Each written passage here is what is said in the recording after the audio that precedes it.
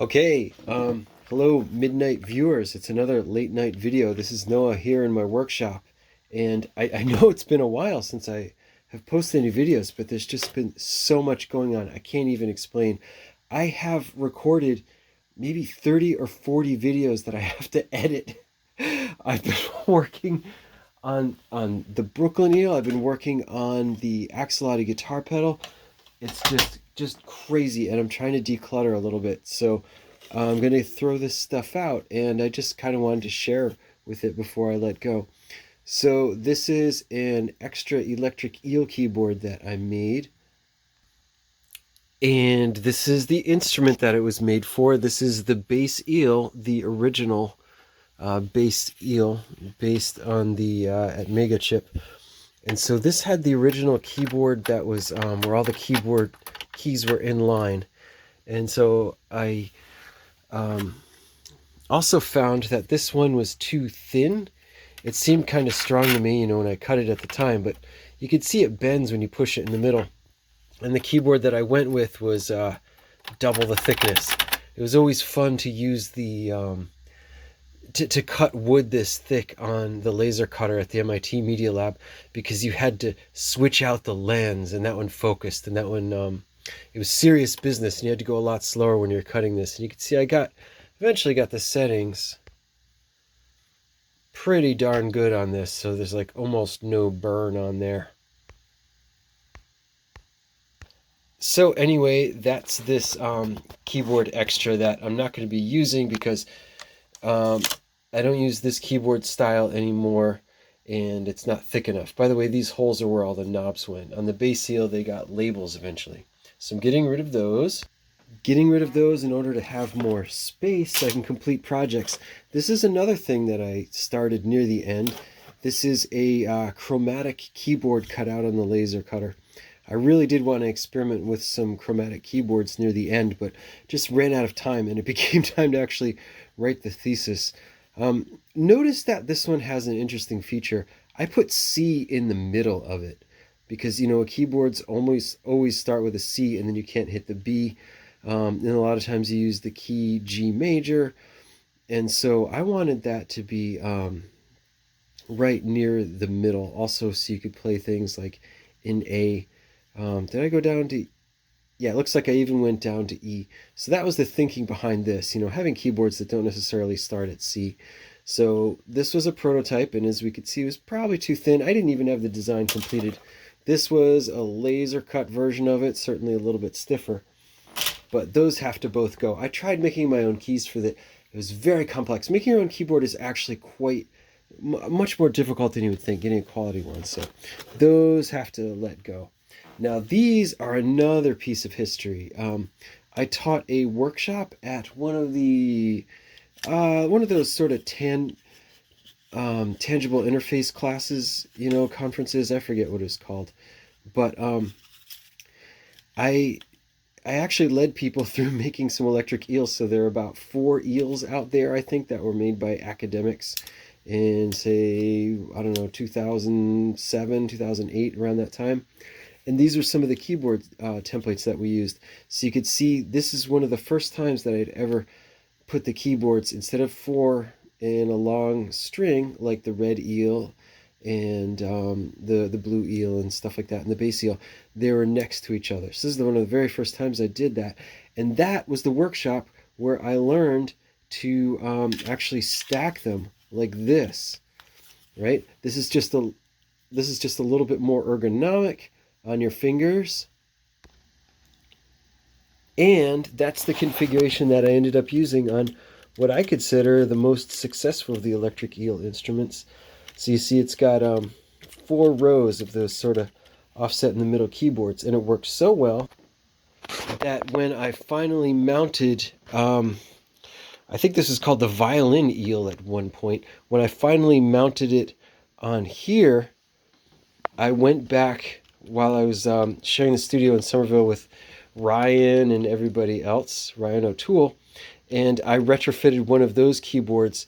This is, I believe, actually one from that workshop, because you can see it's got that fishtail design, onto this instrument. So only 1 octave, I mean, only 2 octaves because this is still based on the original Atmega board down there that you could see, which was based on the number 6 processor out of my research group.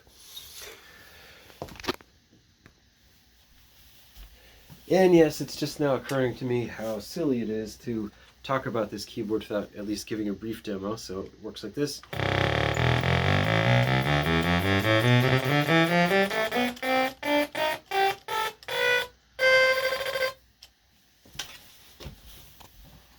Anyway, it's time to get rid of these keyboards too, just because, you know, I'm not using just the 2 octaves anymore.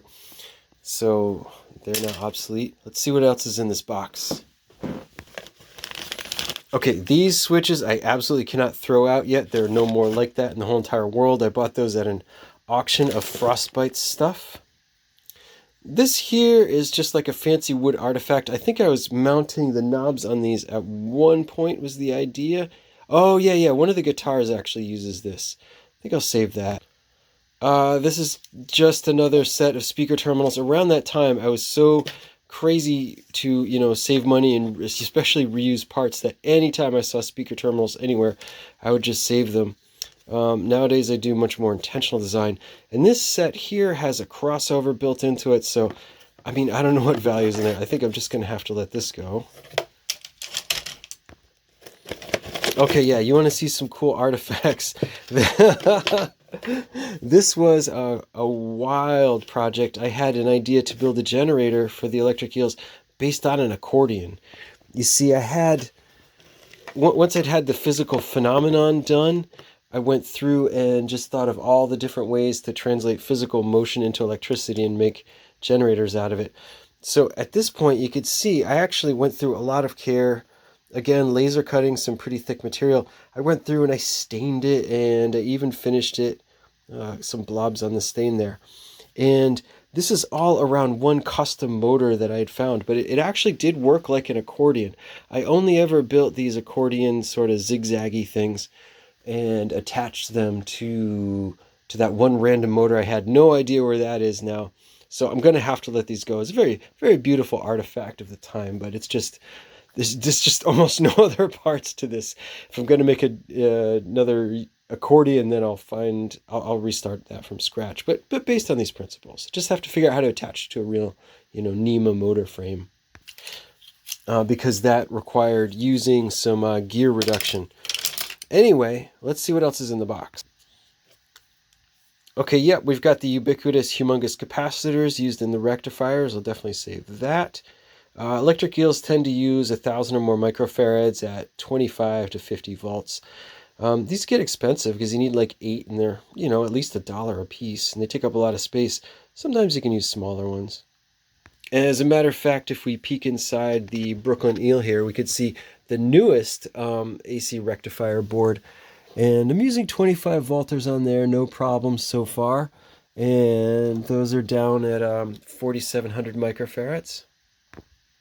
Okay, this is pretty awesome. This is just straight up one of the Electric Eel CPUs, and it's already got some rework on it. That's probably so that you can measure the voltage of the generator before it's applied to the CPU. So that kind of routes around, yeah, the regulator. So yeah, this board would need an off-site regulator, but this is a totally good board. And as you can see, speaker terminals. I remember my girlfriend going around every Radio Shack alley and picking up all the speaker terminals they had in stock. Also, you got the big purple LED. I'm going to save this. This could be used with you know, the first generation there. Okay, these are just the small switches that go on those electric eel boards. They're just useful in general. I think I'll just put them with my regular switch stuff.